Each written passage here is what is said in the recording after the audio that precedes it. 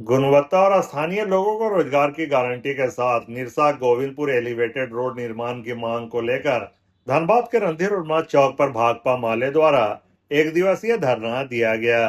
धरना को संबोधित करते हुए निरसा विधायक अरूप चटर्जी ने निर्माण में अनियमितता और ईडी की कार्रवाई को लेकर भाजपा पर गंभीर आरोप लगाते हुए कहा कि गोविंदपुर फ्लाईओवर के निर्माण में घटिया क्वालिटी के रॉड का इस्तेमाल किया जा रहा है, जो बनने के बाद कभी भी जमीन धंस सकता है।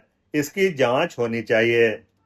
साथ ही पिछले दिनों हुई ईडी की कार्रवाई पर भी सवाल उठाते हुए उन्होंने कहा कि भाजपा से जुड़े लोगों पर भी ईडी की कार्रवाई होनी चाहिए, जो प्रतिदिन करोड़ों की उगाही कर रहे हैं। देखिए, जेपीएससी में भाजपा की मुंह नहीं है बोलने की, क्योंकि भाजपा सरकार में ही जेपीएससी 2 भी हुई थी, जिसकी आज भी सीबीआई जांच हो रही है। इतने वर्षों तक सीबीआई ने कुछ भी इसका फलाफल नहीं निकालते, फाइनल चार्जशीट भी नहीं दे सके। मामला सुप्रीम कोर्ट में आज भी लंबित। तो इसलिए कोई भी सरकार आए, ये जो जेपीएससी की सिस्टम है ये चलते रहती है। बाहर से लोग आते हैं, पैसे देते हैं, नौकरियां लेती है, यहाँ के बच्चे ठगे जाते हैं। तो जब तक पूरी सिस्टम चेंज नहीं होगी तब तक ये चलते रहेंगे। नीट में जो है जवाब नहीं दे पा रही है और जेपीएससी का विरोध कर रही है।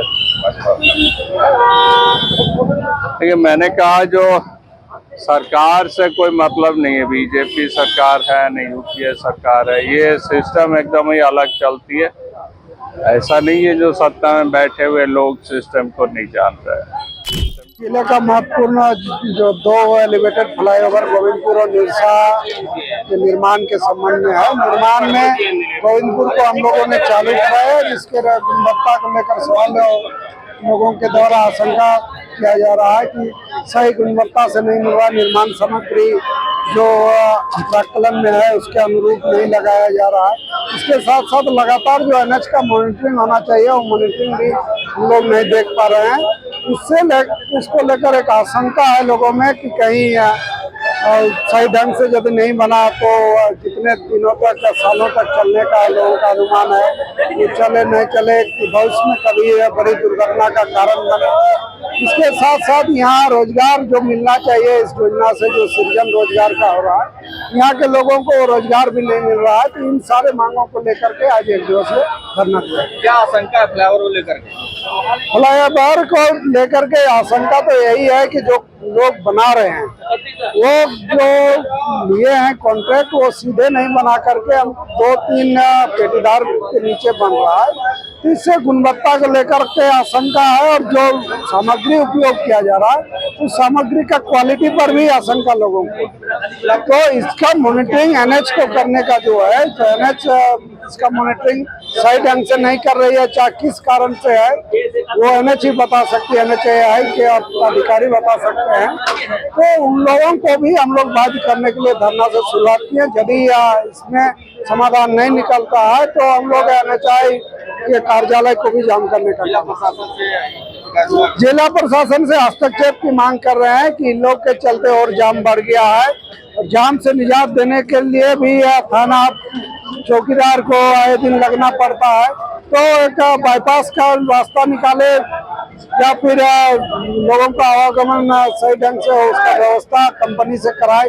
इसके साथ साथ यहाँ के जो रोजगार लोगों को मिलना चाहिए उस पर भी जिला प्रशासन हस्तक्षेप करे। जेपीएससी को लेकर के धरना चल रहा है रांची में, तो सुनवाई नहीं हो रही है।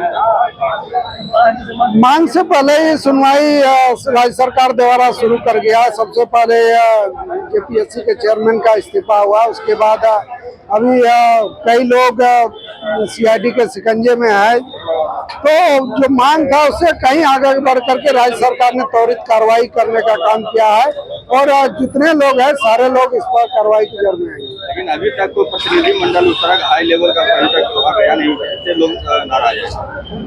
अभी तक कोई आधिकारिक रूप से हमको लगता है कि कोई डिमांड भी नहीं राज्य सरकार को दिया गया है जिस पर की पहल करके आधिकारिक रूप से बात हो।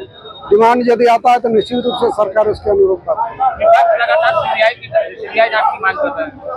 सीबीआई से कहीं आगे बढ़ के सीआईडी ने काम किया है, और हमको लगता है कि सीआईडी जांच सही नींव में है और सारे लोग पकड़े जाएंगे। जहां सीबीआई जांच की बात है, हम लोग पूरे झारखंड में जितने भी सीबीआई केस को दिया गया, सारे केसों को देखे तो अभी तक कोई भी उसका केस का रिजल्ट नहीं आया।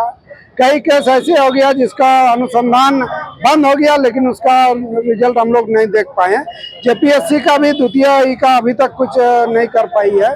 जो भी सीआईडी हो, स्थानीय पुलिस हो, जितना करके देती है सीबीआई, उससे थोड़ा भी आगे नहीं बढ़ पाती है। वहीं यदि राष्ट्रीय स्तर पर जो नीट का एग्जाम लेने वाली एनटीए है, एनटीए के विरोध में जांच का कोई मांग नहीं किया गया सीबीआई से जांच हो, क्योंकि वो एक एजेंसी है, फिर भी उसके खिलाफ में जांच का मांग नहीं लोग कर रहे हैं। और ये एक संवैधानिक संस्था है, संवैधानिक संस्था में